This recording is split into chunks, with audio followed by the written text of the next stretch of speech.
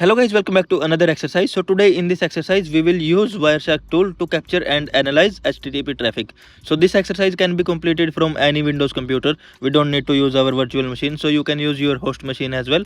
So the first thing we will do is we will download the Wireshark tool from www.wireshark.org. So it's the official website. So let's open it. So we will download the tool from here at first, and then we will continue to the steps that we have to follow according to the study guide. So when we scroll down, you will see the stable release here, and it is available for all of the operating systems. So we will use the Windows x64 installer, but you can use according to your operating system. So let's wait a little bit for it. So you can see that our tool is downloaded now, and we click next, and we follow the instructions which are given during the installation setup, and then we can continue the installation. Okay, you can see that the installation has started, and it will install the npcap tool as well, which is a part of nmap. So nmap is a network mapper tool, so it will install that as well. So you can see that the installation is completed, and now we can open our tool. So when you open the tool, the first step will be to select your network adapter. So I am currently using my Wi-Fi, so I have to select my Wi-Fi card. So you can see that it has already started to capture the packets automatically, and you have the start stop button on the top left corner, so you can stop the packet capturing as well, but now we need it. So here you can see that we have a lot of information on the screen, which includes time, source, destination, protocol, length, info. So in protocol you can see that we are using TCP, and then our packet, and then you have the protocol and sync acknowledge packet, which is a part of TCP. So now what we will do is we will open our study guide, and we will follow the steps that we have to follow. So if you look at this one, they are saying that we have to switch over to a browser and search for this website, but we will search for another website. So we go to Google, and here we will look for youtube.com. So let's go to youtube.com, and it will capture our packets that we are querying the website for. So we are querying for youtube.com, so it will capture the packets, and here you can see that it has captured, and the speed of capturing has increased. So now what we have to do is we have to start and stop. So this one we have already done. So now we have to go to our address bar. So you can see that on the top left we have the start and stop button. So start capturing packets and stop. So this one is okay, this step is done.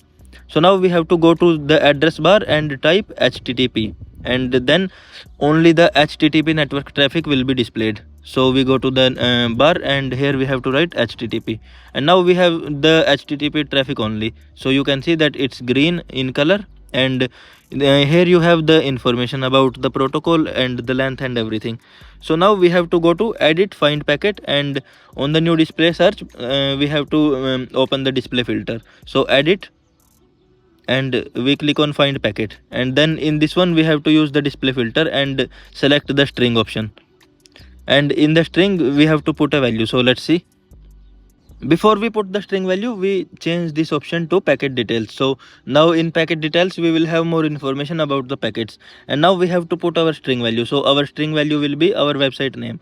So they are using another website, but we are using youtube.com, so we have to put youtube.com.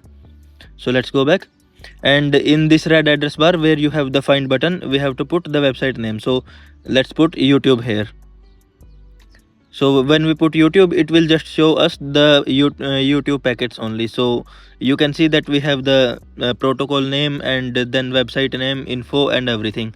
And now we have to check the packets. So when we click on the find button, it will show us the first packet about the youtube.com query.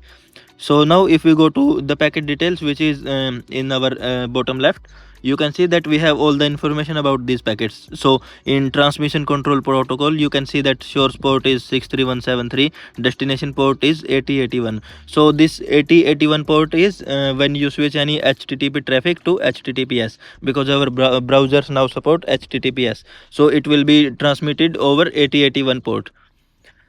So here you can see that HTTP transmission to the website, and the destination port will be 80, but our destination port is 8081 due to secure transmission. And then we have to go to packet header section, and we will look for IPv version 4. So which is internet protocol version 4 header. So it will show us all the details about IPv4 address. So it will have the destination and source IP, which will be a layer 3 address. So let's go back.